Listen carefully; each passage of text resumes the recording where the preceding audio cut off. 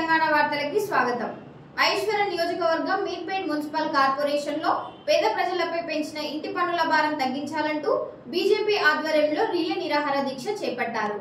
Meerpet party అధ్యక్షులు తులసి ముఖేష్ ముదిరాజ్ భిక్షపతిచారి ఆధ్వర్యంలో జరిగిన ఈ కార్యక్రమానికి ముఖ్య అతిథులుగా బీజేపీ రాష్ట్ర కార్యవర్గ సభ్యులు మహేశ్వర నియోజకవర్గ ఇన్ఛార్జ్ అందెల శ్రీరాములు యాదవ్, రంగారెడ్డి జిల్లా మాజీ అధ్యక్షుడు బొక్క నరసింహారెడ్డి హాజరై మద్దతు ప్రకటించారు.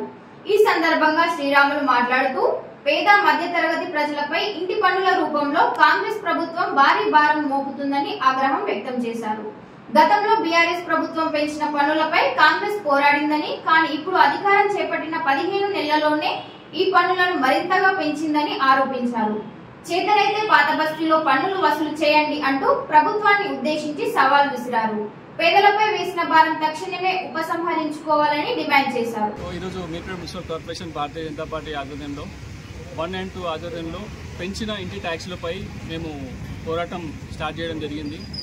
ఎందుకు పెంచడం జరిగింది, ఏ క్రైటీరియా బేస్ చేసుకొని పెరగడం జరిగింది, దీన్ని ఆల్రెడీ ప్రశ్నించి జిల్లా కలెక్టర్ గారికి, మీర్పేట్ కమిషనర్ గారికి, శ్రీదేవి గారికి, మన సిడిఎంఏ కమిషనర్ శ్రీదేవి గారికి రిఫరెండం ఇవ్వడం జరిగింది. సో ఇక్కడ మనకి అడ్జసెంట్ పోల్చుకుంటే మనకి బడంపేటలో కానీ మన జిహెచ్ఎంసీలో కానీ ల్యాండ్ రేట్ వాల్యూ ఎక్కువ, రెంటల్స్ ఎక్కువ, కానీ కంప్లీట్లీ ఇక్కడ మీర్పేటలో పోల్చుకుంటే అక్కడితో కంపేర్ చేసుకుంటే ఇక్కడ చాలా తక్కువ, రెంట్లు తక్కువ, ల్యాండ్ రేట్లు తక్కువ. దీన్ని పరిగణలోకి తీసుకొని ట్యాక్స్ ఎందుకు పెంచడం జరిగిందో మనకు ఎక్స్ప్లెనేషన్ కావాలి. ఎక్స్ప్లెనేషన్తో పాటు దీన్ని తగ్గించే దిశగా, ఇమ్మీడియట్గా దీన్ని తగ్గించే దిశగా కంప్లీట్ మున్సిపల్ టీం కానీ, మన డిస్ట్రిక్ట్ కానీ, స్టేట్ కానీ దీనికి డైరెక్షన్స్ రెస్పెక్టివ్ టీమ్కి ఇవ్వాలి.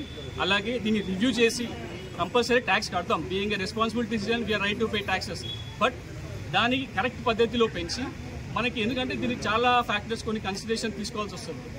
బతుకుతారు మనం చూసుకుంటే ప్రజల్లో చాలా మంది కూరగాయల వ్యాపారాలు ఉన్నారు, ప్రైవేట్ వెహికల్ డ్రైవర్స్ ఉంటారు, మన ఆటో సోదరులు ఉన్నారు. ఇలా చూసుకుంటే ప్రతి ఒక్కరికి డైలీ కనీసం 800-900 సంపాదించే స్థితి కూడా ఈరోజు తెలంగాణలో లేదు. ఇలాంటి సిచ్యువేషన్లో మన మీర్పేటలో చాలా మంది అలాంటి కుటుంబాలు ఉన్నాయి. అలాంటి కుటుంబాలను కూడా కన్సిడరేషన్ తీసుకొని 60-70% ఆఫ్ బస్సీలు ఉన్న మీర్పేట్ కార్పొరేషన్లో అలా ఇలా స్టేబుల్గా చార్జెస్ ఇంక్రీజ్ చేస్తారని భారతీయ జనతా పార్టీ డిమాండ్ చేస్తూ ఉంది. ఈ డిమాండ్కి తగ్గట్టు రేపు రాబోయే కాలంలో మేము దీక్ష కంటిన్యూ చేస్తాము. కంటిన్యూ చేయడంతో పాటు మేము ఇంకా ఫ్యూచర్లో మంచి మంచి కార్యక్రమాలు తీసుకొని, ఇది ఒక్కటే సమస్య కాదు, ఇక్కడ కార్పొరేషన్లో చాలా సమస్యలు ఉన్నాయి.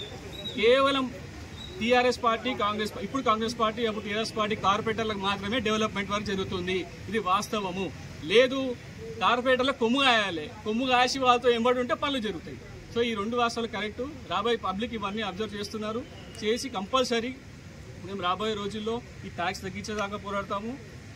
ఇంకా ముందు మంచి కార్యక్రమాలు తీసుకొని పబ్లిక్ ఏదైతే బెనిఫిట్ అవుతుందో భారతీయ జనతా పార్టీ ఎప్పుడు సపోర్ట్గా ఉంటుంది.